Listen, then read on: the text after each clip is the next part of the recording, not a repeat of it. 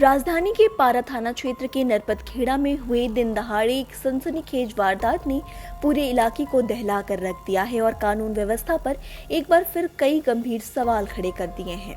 एक सूने घर की बंद दीवारों के पीछे एक ऐसा खौफनाक खूनी खेल खेला गया जिसने सुनने वालों की रूह कपा दी है। यहाँ एक युवक ने 17 साल की एक नाबालिग किशोरी की धारदार हथियार से गला रेत कर बेहद बेरहमी से हत्या कर दी।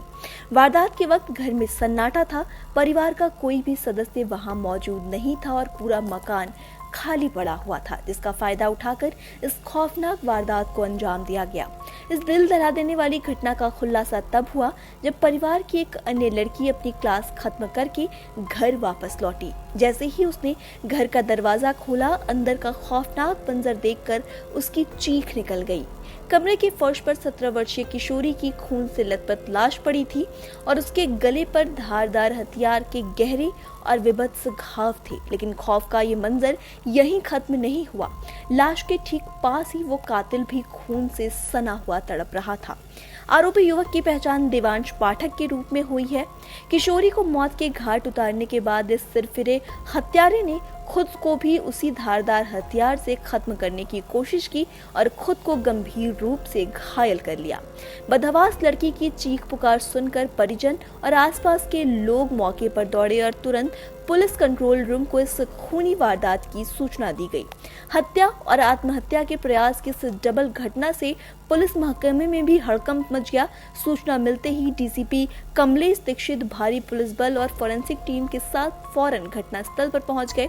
पुलिस ने सबसे पहले खून से लथपथ पड़े कातिल देवांश पाठक को कब्जे में लिया और उसकी गंभीर हालत को देखते हुए उसे तुरंत इलाज के लिए अस्पताल पहुंचा दिया, जहां कड़ी पुलिस सुरक्षा के बीच उसका इलाज चल रहा है।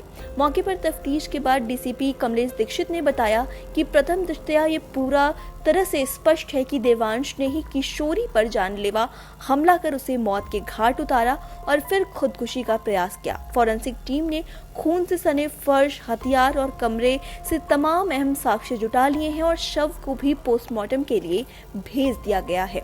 फिलहाल पुलिस परिजनों की तहरीर के आधार पर सख्त कानूनी कार्रवाई में जुट गई है और अब सबसे बड़ा सवाल यही है कि आखिर इस सूने घर में देवांश कैसे पहुंचा और इस जघन्य हत्याकांड के पीछे उसका असली मकसद क्या था, जिसका खुलासा जांच के बाद ही होगा। तमाम खबरों के लिए आप जुड़े रहिए आई इंडिया के साथ।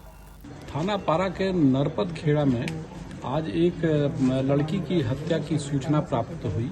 सूचना पर पुलिस मौके पे आई तो पाया गया कि एक लड़की जिसकी उम्र लगभग 17 वर्ष है, गले में चोट के निशान है, मृत अवस्था में पड़ी हुई थी और पास में ही एक लड़का देवांश पाठक पड़ा हुआ था और जिसके द्वारा ये घटना किया गया है ऐसा बताया जा रहा है। इस संबंध में तहरीर प्राप्त की जा रही है और जांच की जा रही है। जो भी तथ्य आएंगे तदनुसार आवश्यक वैधानिक कार्रवाई की जाएगी। और घटना के समय घर में कोई भी मौजूद नहीं था। फर्स्ट फ्लोर पे ये घटना हुई, लेकिन नीचे भी कोई नहीं था, उस पूरे मकान में कोई नहीं था। और उस परिवार की एक बिटिया जब बाहर से इंजीनियरिंग करके क्लास करके आई तो तब उसको घटना की जानकारी हुई। तब उसने अपने परिजनों को सूचना दिया और उसके पश्चात पुलिस को सूचना हुई, पुलिस मौके पे आई। अभी संपूर्ण तथ्यों की छानबीन की जा रही है। जो भी तथ्य आएंगे तदनुसार आवश्यक वैधानिक कार्रवाई करेंगे।